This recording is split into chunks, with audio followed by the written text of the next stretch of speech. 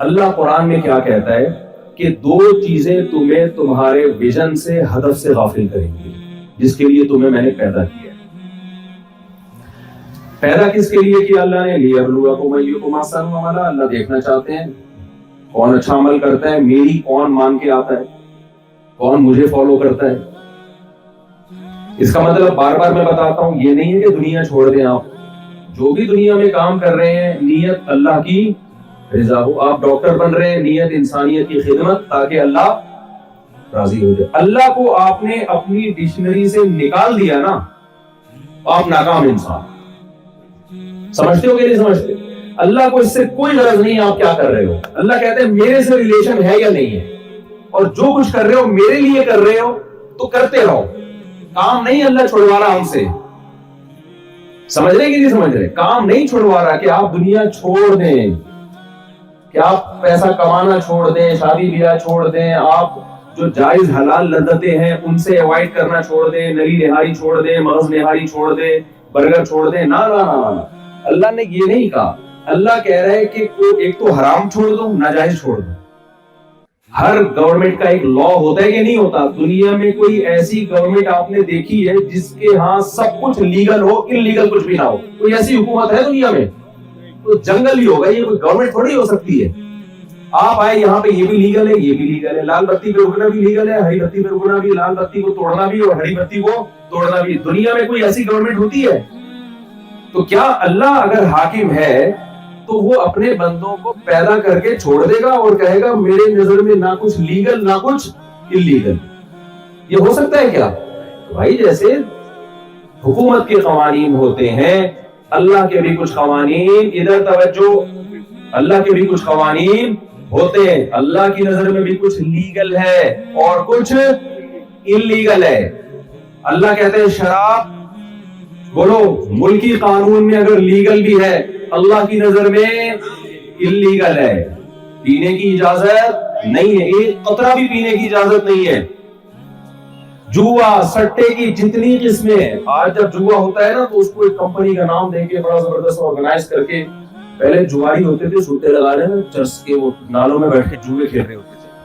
اب یہی جوئے کو مختلف کمپنیوں نے، سود کو مختلف کمپنیوں نے ایک بڑی زبردست کمپنی بنا کے اس کو زبردست رجسٹریشن وغیرہ، اور اس میں ڈائریکٹر ہیں، یہ سپروائزر ہیں، اور یہ چیئرمین ہیں، اور یہ شیئر ہولڈر ہیں وغیرہ وغیرہ کر کے اس کو ایسا خوبصورت کہ اس شکل سے جواری لگتا ہی نہیں۔ سمجھ رہے کہ نہیں سمجھ رہے؟ اسے تو ہم کہتے ہیں کہ جب بھی کوئی آپ بزنس کریں گے، کاروبار کریں گے، آپ کسی مستند دارالفتہ سے فتویٰ لیں گے کہ اکارڈنگ ٹو اسلام یہ حلال بزنس ہے یا حرام۔ پہلے زمانے میں بزنس کرنے والے کی شکل اور کپڑے دیکھ کے پتہ چل جاتا تھا حلال نہیں ہے، یہ جوا ہے، یہ سمجھ رہے ہیں؟ اب نہیں پتہ چلتا۔ میں ایک مثال سے اکثر بات سمجھاتا ہوں۔ دیکھو ایک چور وہ ہوتا ہے جو مسجد سے چپل چوراتا ہے، تھوڑے درجے کی چوری ہے نا، وہ چھوٹی چوری ہے، چپل چورا رہا ہے بیچارہ، اور ظاہر اس لیے چورا رہا ہے کہ چپل ہوگی نہیں اور وہ بکے گی بھی کتنی قیمت پہ، تو اس کا گیٹ اپ بھی چوروں جیسا ہوتا ہے، چوری بھی کم درجے کی کر رہا ہے، لیکن یہ بدنام بہت ہوتا ہے۔ آپ کے ہاں رشتے کا پیغام لے کر آیا آپ کی بچی کے لیے، آپ نے کہا بھائی کیا کرتے ہو؟ بس ایک دفعہ چپل چوری کرتے ہوئے پکڑا گیا تھا اور کوئی غلط کام میں نے زندگی میں کبھی بھی نہیں کیا، بس ایک دفعہ مجھ سے آپ دو گے رشتہ؟ چل بھائی نکل یہاں سے۔ لیکن کچھ چور ایسے ہوتے ہیں جو بڑے زبردست ڈریسنگ میں بہترین، ہمارے یہاں تو ہول سیل کے سیاسی باتیں میں نے کہا تھا نہیں کرنی، تو کچھ باتیں منہ میں اٹک کے نکل واپس کرنی پڑتی ہیں مجھے۔ تو کچھ چور ایسے ہوتے ہیں جیسے بہنوں کی وراثت کھائی گئی، کروڑوں روپے کی وراثت ہے دے نہیں رہا، تو یہ چھوٹا چور ہے بڑا چور ہے؟ بڑا چور ہے۔ ابا کے انتقال کو 20 سال ہو گئے اور اپنی بہن جو ہے اس کی کروڑوں روپے لے کے اب تک بیٹھا ہوا ہے اور اس کو ٹوپیاں کرا رہا ہے کہ آج نہیں کل دیکھو، ایکچولی بڑے نعرے ہوتے ہیں آج کل لوگوں کے پاس نا، دیکھو ابھی تو میں ہوں نا، میں ہوں نا، جب میں ہوں تو تمہیں کیا ضرورت ہے، میں ہوں نا، کوئی ضرورت پڑے مجھ سے مانگنا۔ تو یہ بڑا چور ہے، یہ جتنے پیسے لے کے بیٹھا ہوا ہے اس میں کروڑوں چپلیں آ سکتی ہیں، کیا خیال ہے؟ بلکہ چپلوں کا بزنس کر سکتا ہے، یہ چپلوں کا نہیں بلکہ جوتوں کا بزنس کر سکتا ہے، لیکن یہ سوسائٹی میں بدنام بولو نہیں، بلکہ اس کی بہن ہی اس کا رشتہ لینے کے لیے جاتی ہے. پتہ بھی چل جائے نا کہ بہن کو وراثت نہیں دی، کوئی بات نہیں، ان کا پرسنل معاملہ ہے، آپس میں ہوتا ہے. کسی کے ہاں سوسائٹی میں کہیں وراثت جلدی تقسیم ہوتی ہے، کہیں دیر سے، تو یہ بدنام نہیں ہوتا. حالانکہ یہ بہت بڑا چور ہے، کیونکہ بہن اس نے 3 جرم کیے. نمبر 1، خونی رشتے کی چوری کی ہے. اجنبی کے ساتھ ظلم کرنا بھی جائز نہیں ہے، اپنے رشتوں کے ساتھ ظلم کرنا اسلام میں زیادہ بڑا جرم ہے. دوسری بات، کسی اور کا مال کھانا، مرد کا مال کھانا بھی حرام ہے اسلام میں. عورت کا مال کھانا ڈبل حرام ہے، کیونکہ اس پر الگ سے وعید ہے قرآن مجید میں. اور تیسری بات، وراثت کا مال کھانا تو اور زیادہ حرام ہے.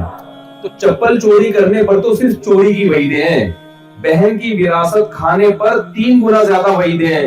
لیکن سوسائٹی میں اس کو نہ چور کہا جائے گا، نہ اس کی عزت میں کوئی کمی آئے گی. کچھ لوگ یہاں بیٹھے ہوئے شرمندہ ہو رہے ہیں، بھائی میں ان کے علاوہ کی بات کر رہا ہوں.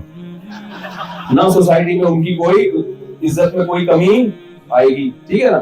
بلکہ لوگ چوروں کو پکڑنے کے لیے ان سے مشورے لے رہے ہوں گے کہ یار ہماری مسجد میں روزانہ چپل چوری ہو رہی ہے، آپ بتائیں ہمیں کیا کرنا چاہیے. وہ کہے گا یہ کیمرہ لگاؤ، یہ کیمرہ لگاؤ، میں نے خود اتنے چور پکڑے. تو ان سے باقاعدہ چوروں کے خلاف مشورے لیے جائیں گے. تو خوب سمجھ لو دنیا میں کچھ جرائم بڑے خطرناک ہو رہے ہیں، اللہ رسول کی نظر میں بہت ڈینجرس ہے. وہ جوا ہے، سود ہے، اس سے غریب کا استحصال ہوتا ہے، غریب سے غریب تر ہوتا چلا جاتا ہے، بھوکے ننگے ہوتے چلے جاتے ہیں لوگ، غریب ملکوں کی غربت بڑھتی چلی جاتی ہے. اس لیے اسلام نے تجارت کے ان تمام طریقوں کو حرام قرار دے دیا. لیکن ہم نے کیا کیا، اس کا گیٹ اپ اتنا خوبصورت بنایا کہ اب وہ دیکھنے میں بھی ہمیں چور نہیں لگتے اور ان کے ساتھ کاروبار میں بھی ہمیں گھن نہیں آتی. تو اس لیے آپ نے پبلک سے نہیں پوچھنا کہ حلال حرام کیا ہے، لیگل ایلیگل کیا ہے. پوچھیں، گورنمنٹ کا لا ہے وہ بھی پوچھیں، آپ اس کو بھی فالو کریں. سب سے پہلے کس سے پوچھنا ہے؟ اللہ سے پوچھنا ہے. سمجھتے ہو یا نہیں سمجھتے ہو؟ تو ہر حکومت میں لیگل ایلیگل کچھ ہوتا ہے، تو اللہ کے ہاں بھی کچھ چیزیں لیگل ہیں، کچھ چیزیں ایلیگل ہیں. تو میں ان کی جلدی ڈیٹیل بتا کے پھر بیان کو سمیٹتا ہوں. اللہ کے ہاں شراب ایلیگل ہے، لیگل بولو نہیں ہے. اللہ کے ہاں مردار کھانا، جو جانور اپنی موت مر جائے، وہ کیا ہے؟ ایلیگل ہے. آپ اس کا گوشت بسم اللہ پڑھ کے بھی نہیں کھا سکتے. اس لیے ہم کہتے ہیں ہینڈ سلاٹر ضروری ہے. کیوں؟ قرآن کہہ رہا ہے 3 قسم کے لوگوں کے کھانے تمہارے لیے، ذبیحہ تمہارے لیے حلال ہے. ایک مسلمان کا، ایک یہودی کا اور ایک عیسائی کا. مشین نہ مسلمان ہوتی ہے، نہ یہودی ہوتی ہے اور نہ عیسائی، لہذا مشین کا ذبح ہمارے نزدیک حلال نہیں. آپ کہتے ہیں بٹن دبانے والا تو مسلمان ہے نا. اگر آپ کسی ہندو کو کہیں کہ بکرا ذبح کرو اور ہندو کا بٹن آپ دبائیں، ہو سکتا ہے بٹن پہ سیٹ ہو، تو اس سے بکرا حلال نہیں ہو. اس کے لیے جو ذبح کرنے والا ہے اس کا مذہب ہونا چاہیے. مذہب میں اللہ نے یہودیوں اور عیسائیوں کو پروٹوکول دے دیا کہ چلو یہ ٹھیک ہے مسلم نہیں ہے لیکن پیغمبروں کے سلسلوں کو یہ مانتے ہیں، تورات کو، انجیل کو، آسمانی کتابوں کو مانتے ہیں. دعویٰ ان کا توحید پرستی کا ہے، چاہے اس معیار پہ پورے نہ بھی اترے، دعویٰ یہ کرتے ہیں کیا ہے؟ موحد ہیں. تو اس لیے اللہ نے ان کو پروٹوکول دے دیا. 2 پروٹوکول دیے، دوسرا میں بیان نہیں کروں گا، خواتین ناراض ہو جائیں گی. تو پہلا پروٹوکول اللہ نے یہ دیا کہ اگر کوئی یہودی یا عیسائی ذبح کرتا ہے جانور کو تو وہ جانور بھی آپ کے لیے کیا ہے؟ حلال ہے. تو اللہ نے ہم پہ مردار کھانے پر پابندی لگائی.